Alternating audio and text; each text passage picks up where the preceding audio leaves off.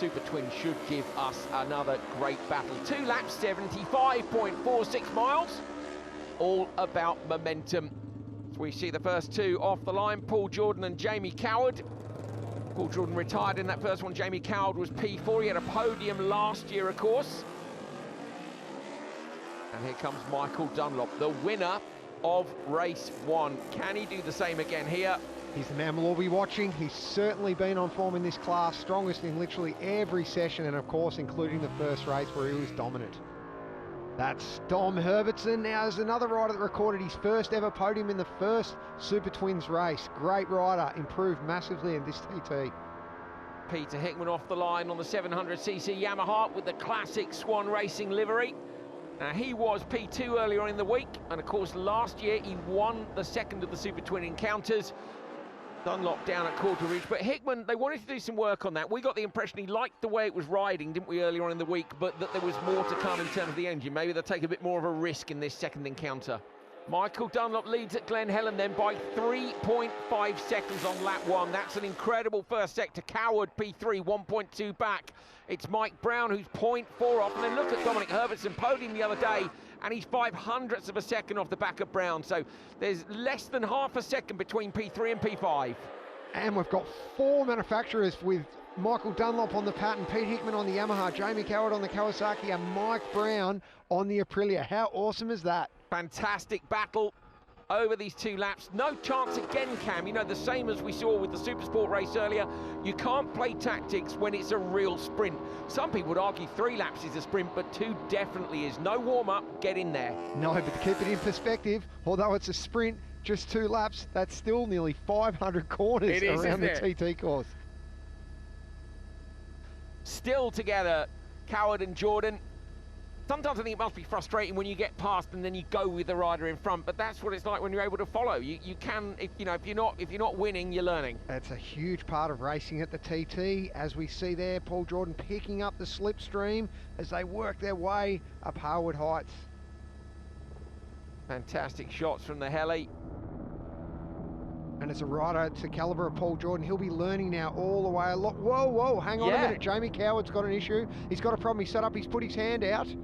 So he's pulled out. The hand is to let the riders behind know that you have a technical issue. You've got whatever the problem is. I mean, he hasn't dropped completely off the back, Cam. It doesn't look like a catastrophic failure. Otherwise, he would have pulled off course immediately. He's still travelling, but he's lost a lot of time.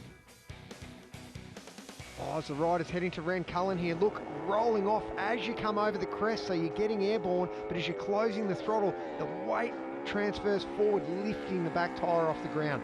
Really tricky part of course. Dunlop coming down to Cregney Bar. Leg off. Oh, that's late. Pitches are in. Have a look on the left. Is the pit board there? Oh, there it is. On the white line, as per usual. Now we're riding on board with Peter Hickman. He's heading down now towards Kate's Cottage. Who's he catching up to ahead on road? Is that Dom, the Bomb Herbertson? It's so quick through Kate's there, isn't it? And it just, I guess, the smaller bikes, not quite so much acceleration, barely a roll-off through there. No, it's not. And the slipstream, even more important.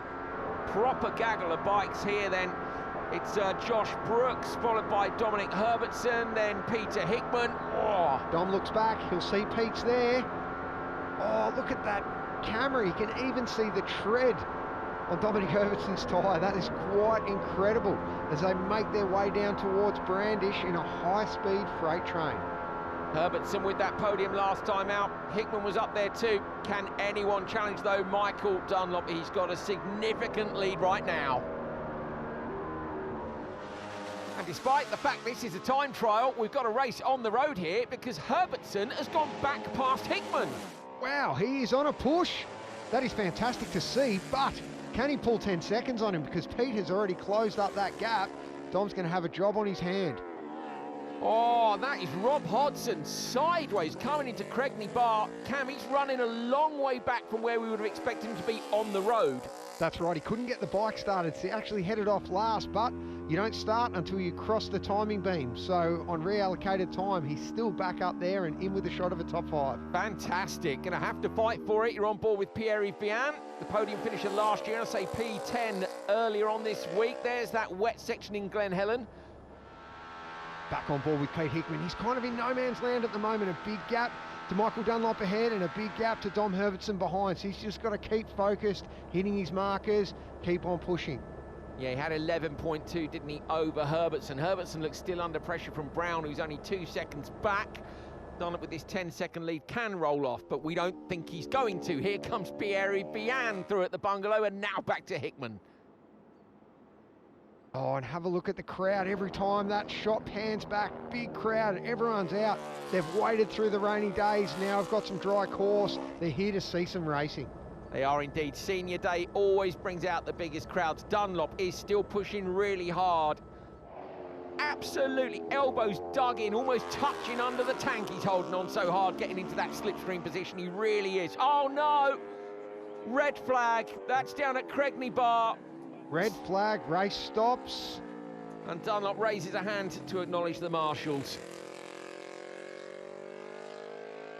After an incident at Handley's on lap 2 of the second Supertwin race, the result was declared at the end of lap 1. So Michael Dunlop gets his 29th TT victory from Hickman and Brown.